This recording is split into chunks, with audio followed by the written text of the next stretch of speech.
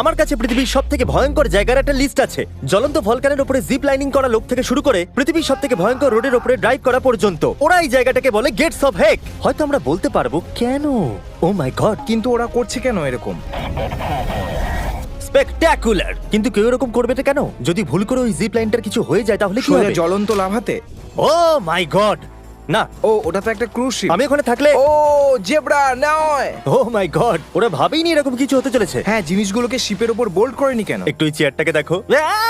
সবাই ওই শিপে ক্রমশ বমি করে চলেছে হয়তো। ওরা সবাই রিফান্ডের জন্য ডিমান্ড করছে। এই জন্য আমরা ক্রুজ শিপে যাই না। Snake island, Brazil. আমি ওখানে যেতে পারি। আমার স্নেক আমি খুব কখনো পছন্দের। যাবো না। স্নেকসরা খুব কুল হয়। তুমি কি তোমার বন্ধুর সাথে এভাবে থাকতে পছন্দ আমি করবে? বুঝতে পারছি না তুমি কি বলছোটা কি। আমি এত ভয়ঙ্কর জিনিস আজ পর্যন্ত দেখিনি। ওরা তো শুধু কয়েকটা স্নেক একসাথে থেকে একে অপরের গরমটা অনুভব করছে।